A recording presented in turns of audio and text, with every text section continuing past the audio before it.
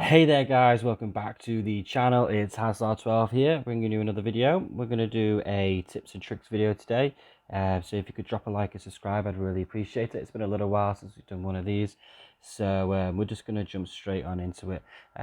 What we're going to do is I played a game earlier, Division Rivals game, Division 1. We're going to have a look at the game, talk through some specific scenarios in a bit more detail, and then hopefully the kind of things you guys can implement into your own gameplay. We're going to have plenty of content coming up now on the channel. We're taking a break for a little while, but we're back on it. Going to stay on it this time as well. No more breaks. Going to make sure we've got videos coming out as often as we possibly can. We've got the new Draft to Glory series that has just started, so make sure you check that out. We're going to have episode 2 out today as well. This will be coming out on Friday. So we're going to get straight into the game, then straight into the gameplay. The guy was a pretty good player. The start of the game was really scrappy, and that's where the first little tip's going to come in, really. Both of us were passing it round and just giving it away to each other. It's a dangerous game to play. It's so easy to give the ball away that we need to make sure we're not doing that. So what you should do in this kind of situation, when you notice that you're doing it, your opponent's doing it, just take a step back, do what I do here, and just pass it back. And then hopefully you'll find some space in the midfield like you are here, and you can just take your time and not give the ball away, because obviously that's what's going to lead to your opponent creating goal scoring opportunities, and it's going to make you very frustrated as well. So we're going to go into the next clip here, and it's a defensive clip, and you can see straight away that there's an informer Aubameyang running through 1-on-1, and we're in big trouble. He gets past our defender, and it's a 2v1. Now in this scenario, what we're going to do is going to use our player to mark out the opposing player so that he cannot pass it across goal. If he passes it across goal, it's a guaranteed goal. If he has the shot, there's every chance that our keeper can make the save, and that's exactly what happens. So you've got to eliminate the most dangerous threat, okay? That's what we do in this next clip. So we track the runner with Cancelo, make sure the pass can't go through, and this is really important. Look, we come out and then we run back and fill in that space. Then by the time he gets the ball, because we've brought Cancelo back, look who it is that intercepts the ball when he plays the ball forward again. Look, he's in position. So tracking those runs and filling the space is really, really important. The next clip then, it's going to solidify that point. It's going to be Wan-Bissaka to keep an eye on. So again, it ends up in a 2v2 scenario just about here. And what we do is we change back to Wan-Bissaka. You can see we're running back an extra 10 yards manually to make sure he's in position, so that when he plays the ball back, we can take control of him again and we cut that passing lane. It's all about manually controlling your players and making sure that they're in the right position to take control of the ball when needs be. The next clip here, this is me being a complete donut, basically. This is what not to do. When I said about passing, we take a freeze frame. We're just going to take a look. There's so many options I could have done there. Why would I do that? It's the silliest thing ever. You get away with it the first time, but if you look, carry on watching, you're going to see we are going to get away with it. Plays the ball out wide, we'll stop it again. There's a pass on in the middle there, and what we should be doing is changing our centre back and covering that space, which is what we didn't do. I tried to do it, but I got the switch wrong, and he exposes that from us. So this is another clip. It's going to be an attacking clip this time. We're going to stop it here, and there's two options here. We can try and play it through to the forward, but that ball's going to get cut out.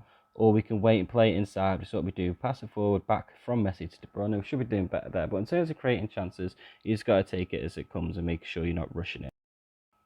This is another clip there. This is just, again, manually run your players back. You can see we're in a bit of a situation. He's got a array of players running forward. We've only got two centre halves back. If you notice, in a lot of these situations, we don't have that many players back defending, but we know where to position our players, so we don't need loads of players back at one time, because the players that are in the defence are in the right position at the right time. And I'm going to play this clip onwards. I just think it's important to note that if you just hold a lob through ball with your goalkeeper, you can sometimes end up in a bit of a scenario like that, and you never know. I've scored a couple of goals like that in the past, so if you're ever stuck, just hold full power, and you never know where it might end up.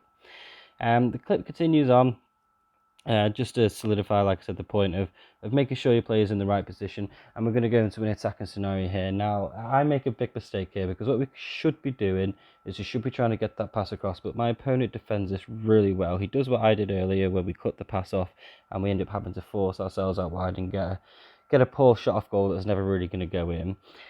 This clip here, this is a really clever strategy, a clever tip, okay? And you might not notice it straight away. So when we play it back, it will be a bit more obvious. So he's got the throw in on the far side, and he plays it in. And we're going to run at him with the De Bruyne and try and intercept that pass. Now, the thing is, we miss the ball with De Bruyne. So he gets the ball through to his striker. So what we do is we take control of Gomez and we threaten to pull him out of position there. But we don't bring him out far enough where he's left to the point where he can't recover. So he still plays that pass. But we know, or I know, that Joe Gomez is going to be able to tackle the ball back because I've not brought him far enough out of position. It's quite a good little decoy to do. It takes a little bit of work because you might end up pulling someone too far out of position, but it's definitely worth trying to master that. Now, again, it's going to be another defensive tip here. He's moving forward, and it's the position of Ashley Cole that I want to take note of. He's the one who makes the tackle in the end. We'll slow the clip down in a moment. You'll be able to see it. So you can see he's in behind my midfield line. So I take control of Ashley Cole because I'm having a look at that run there.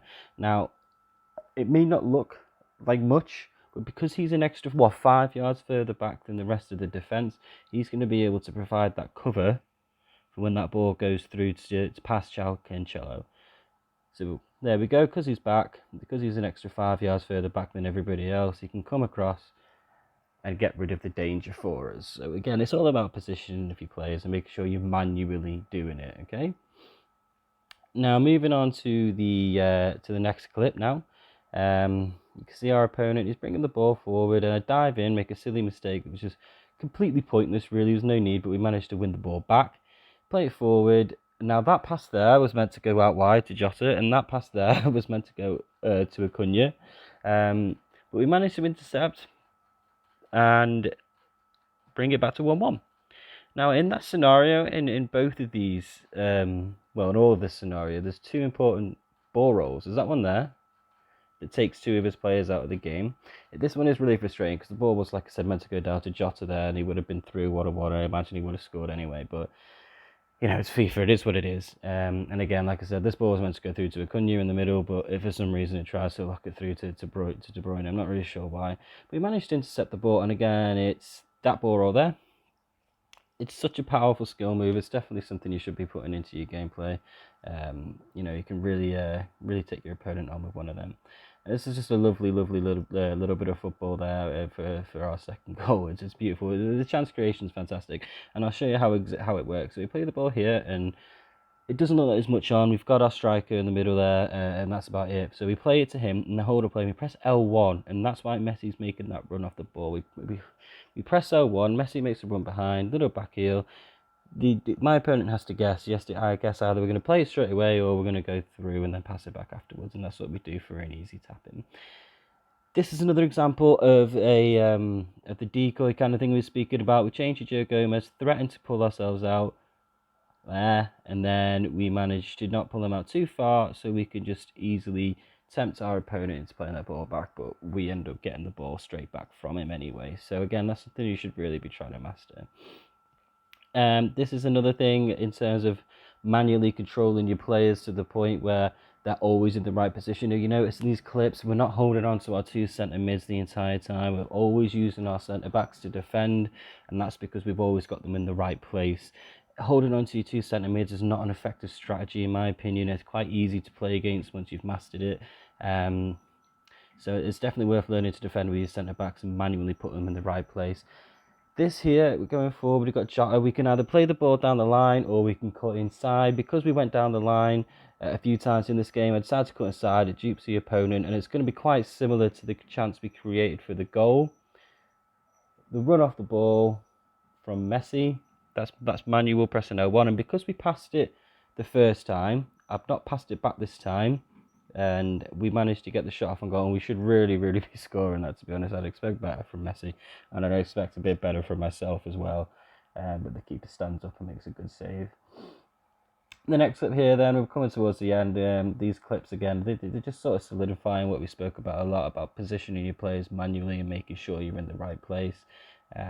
So we managed to get Joe Gomez back in time, because if you look, we're switching to our players, we're switching, and then there you go. We managed to get himself into a position where we can just win the ball back. He doesn't even have a chance to control the ball, and this is just going to show another point of that, where we bring him forward, intercepting the play. It's going to come back though, and there we have it.